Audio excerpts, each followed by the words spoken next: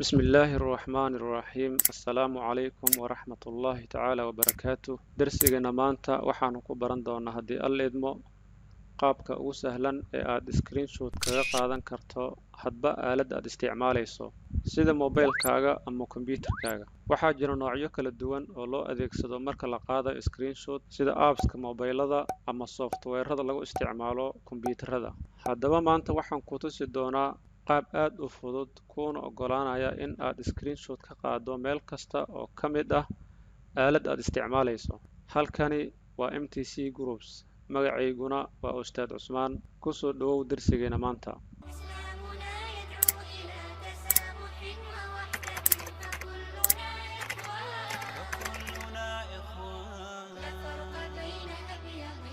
lambarka koowaad waxaa jira apps loo isticmaalo taleefanada ee aad screenshot kaga qaadaysid taleefankaaga waxaa soo dejinaysaa qaybta sare kadib halkan ayaad ka baaraysaa screenshot haddii taleefankaaga uu kusoo degay saad arkaysa halkan waxaa ku qoran hadda screen capture taleefanada qaar wuu kusoo degaa haddii aad halkaas ka waysid waxaad si toos u tegaysaa Play Store kadib waxaad qoraysaa screenshot waxaa kuu soo baxaya noocyo kala gedisan oo ah screenshot hadba kii aad jeclaysatid ayaad soo roganaysaa insha Allah aan dib u laabano marka okay halkan markaan tago hadda waxaa ku qoran halkan screenshot haddii aan ku rito screenshot ama screen capture saad arkaysa sawirkii uu ii qaaday haddaba sawirka si aan u aragno waxaa tegaynaa gallery kadib saad arkaysid sawirkii waa kan appka noocan ah oo screen capture kaliya wuxuu awood u leeyahay screenkan caadiga inuu sawir ka qaado haddii aad u baahan tahay halkan aad sawir ka qaadid kuma saamaxayo sababtoo ah mar alla markaad taabatidba daaqadan toos buu u xirayaa waxaa jira nooc labaad oo aanan ahayn apps la soo degsado noocan labaad waxaad awood u leedahay inaad ku isticmaashid taleefan walba oo aad haysatid waxaad taabanaysaa halka taleefanka laga shido power button iyo volume down labada volume midka hoose isku mar ayaad taabanaysaa labadaba sawirka si toos ayuu nooga qaaday waxaa la mid ah haddii aad u baahanto halkan inaad sawir ka qaadid tartiib waa isla qabanaysaa power button iyo home waxaa kaleetoo la mid ah haddii aad u baahan tahay halkan inaad sawir ka qaadid waa isla taabanaysaa okay waxaa jira nooc saddexaad oo loo adeegsado taleefanada saad arkaysid halkan waxaa kaaga muuqda calaamada yarta oo ah 4 dhibcood haddii aan taabto gudaheeda waxaa ku jira waxyaabo fara badan sida bright inaad ku dirto taleefanka waxaa kaleetoo ka heli karaysaa screenshot haddii screenshot aan ku dhufto si toos ayuu u qaadayaa haddaba xaggee laga helaa calaamadan waan iska xiraya marka hore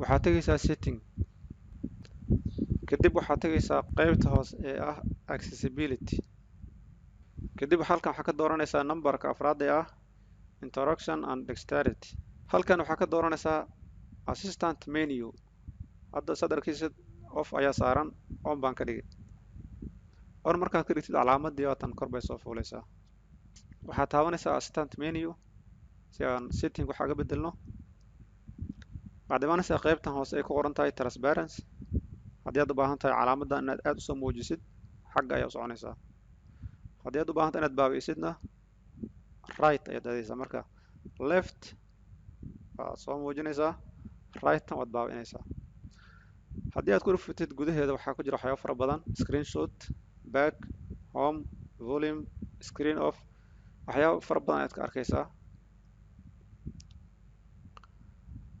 assistant menu size haddii aad ku dhufatid halkan waxaad ka helaysaa 3 option oo kale ah small inaad ka dhigtid iyo medium inaad ka dhigtid iyo large marka mediumka ayaa u wanaagsan dhexaad inaad ka dhigtid sidoo kaleeta waxyaabahan gudaha ku jira xaggee laga soo saaraa haddii aad u baahan tahay intaan in ka badan oo apps inaad soo gelisid xaggee ka soo gelinaysaa waxaad tegaysaa assistant menu option saad arkaysid waxyaabo fara badan baa halkan ku jira haddii aad u baahan tahay inaad wax cusub soo gelisid aad baad haysaa haddii aad u baahan tahay inaad ka jirtidna waxaad haysaa minimize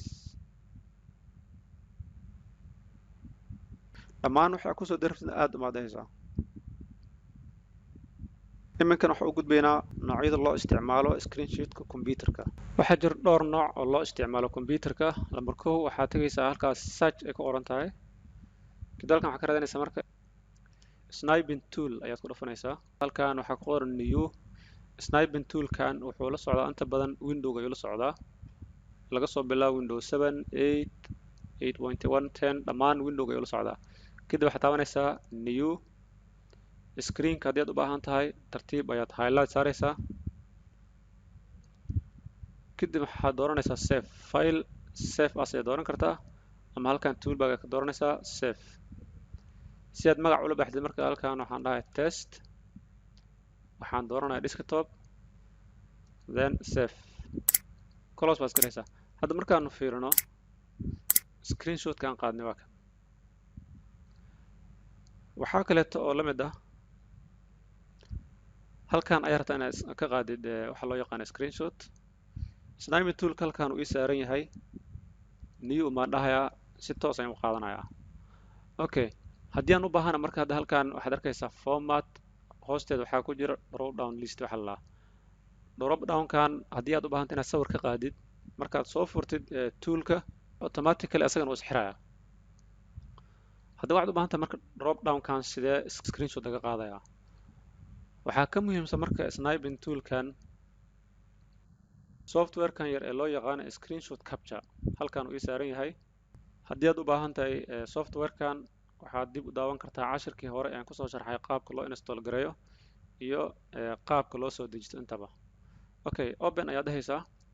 markaad furtid qaab noocan ayuu kugu furmayaa: file, edit, capture, scan, go to, move, waxyaabahan oo dhan.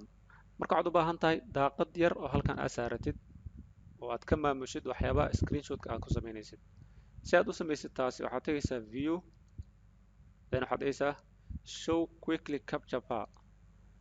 tan waa iska xiraysaa marka kan ayaa adeegsanaysaa insha allah. halkaas uu kuu saarnaan, xitaa haddii aad hoos u aadid wuu qarsoomi, toos u qarsoomi. keliya markaad dushiisa saartid mouseka ayuu soo baxayaa.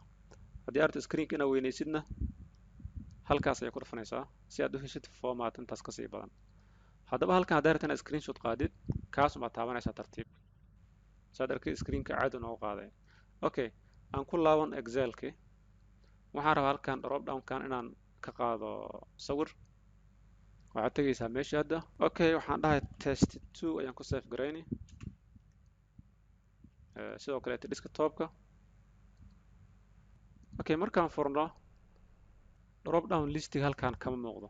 haddaba sidaan u qaadaya marka waxaad isticmaalaysaa keyboardkaaga print screen.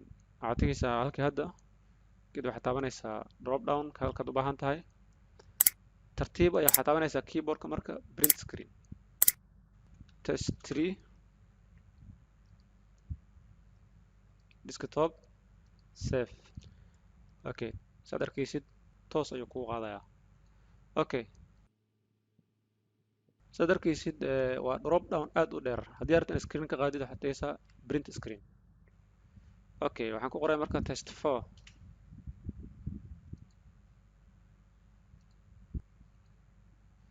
aynu furno marka si toosa ayuu kugu qaaday sawirkii. halkan marka waa nooca u sahlan ama u fudud ee aad ku samayn kartid screenshot meel walba oo computerkaada ka mid ah oo aad joogtid. marka aad doonaysid inaad iska xirtid waxaad dhahaysaa close. si tartiib ah ayaad close ka dhahaysaa. marka halkan uu kuu saaran yahay, mar walba waad soo furan karaysaa. intaas ayaan kusoo koobay darsigayna maanta. intaan ku kulmi doono darsigan kan xiga. asalaamu calaykum waraxmatullaahi tacaala wabarakaatu.